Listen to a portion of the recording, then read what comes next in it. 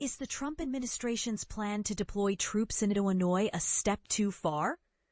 In a move that has sparked widespread concern and outrage, Illinois Governor J.B. Pritzker revealed on Monday that the Trump administration is reportedly planning to deploy 100 troops to the state, allegedly to protect immigration and customs enforcement, ICE personnel, and facilities. This announcement comes on the heels of armed federal agents being seen in downtown Chicago over the weekend and escalating tensions between protesters and ICE agents in the suburb of Broadview. But here's where it gets controversial. Is this a legitimate effort to ensure public safety, or a calculated strategy to intimidate communities and consolidate power? Let's dive into the details and explore the implications. The memo and the unanswered questions. According to Pritzker, the Illinois National Guard has received a memo from the Department of Homeland Security, DHS, requesting the deployment of 100 military troops in Illinois. However, it remains unclear whether these troops would be from the Illinois National Guard, other states, or active duty military.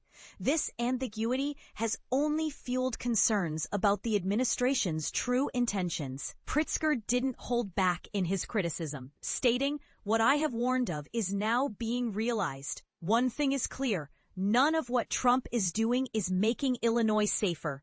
He went on to describe the move as an attack on neighborhoods, on lawful residents, on U.S. citizens, and accused the administration of sowing fear and division rather than addressing genuine public safety concerns. The broader context. A pattern of militarization. This isn't an isolated incident. The Trump administration's immigration crackdown in Chicago and its repeated threats to deploy troops have been met with fierce resistance from local leaders. Mayor Brandon Johnson echoed Pritzker's sentiments, arguing that the administration's actions are driven by money, politics, and power. He pointed out that the president is using militarized forces to advance his political agenda, stating, "He wants to militarize our cities, whether that's through ICE or through the National Guard or the United States Army or armed forces." But this is the part most people miss. The administration's tactics aren't just about immigration enforcement. They're about creating a narrative of crisis to justify an unprecedented expansion of federal authority. The human cost. Stories from the ground. The impact of these actions is being felt by real people in real communities. Over the weekend, armed federal agents were seen detaining individuals in downtown Chicago, including a mother and her children.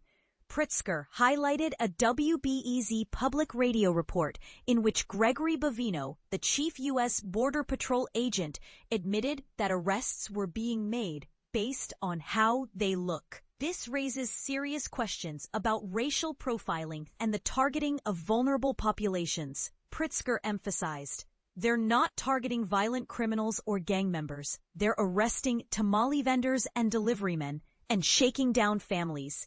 60% of individuals detained by ICE in Illinois this year have no criminal convictions, yet they're being treated as threats to public safety. Is this truly about protecting communities, or is it a thinly veiled attempt to instill fear? The media under fire. The situation has also escalated to the point where journalists are being targeted. CBS News Chicago reporter Asal Rezai reported that a federal agent fired a pepper ball at her vehicle outside the Broadview ICE facility, despite there being no active protest or protesters in the area.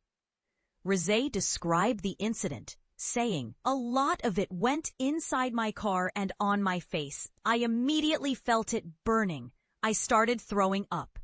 This isn't an isolated case. Another CBS Chicago correspondent was also exposed to chemical munitions. These attacks on the press not only endangered journalists, but also undermine the public's right to know what's happening in their communities. Legal battles on the horizon. Illinois is prepared to fight back.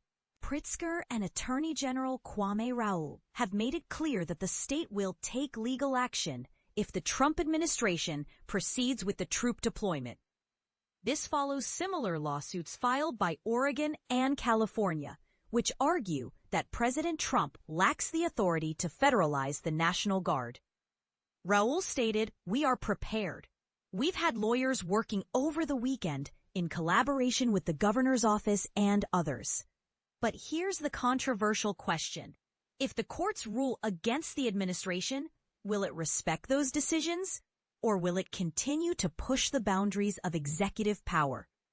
The bigger picture. A nation at a crossroads. What's happening in Illinois is part of a larger national debate about the role of federal authority, the limits of executive power, and the rights of states and individuals. The Trump administration's actions have sparked accusations of overreach and abuse of power, with critics arguing that these tactics are designed to intimidate dissenters and consolidate control. But supporters of the administration counter that these measures are necessary to maintain law and order.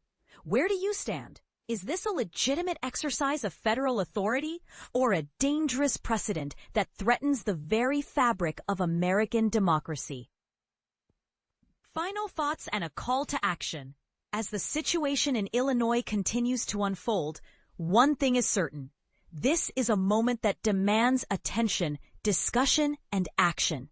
Whether you agree with the administration's approach or believe it's a step too far, now is the time to make your voice heard. Are we willing to accept a militarized response to complex social issues, or will we push for solutions that prioritize dialogue, justice, and the well-being of all communities?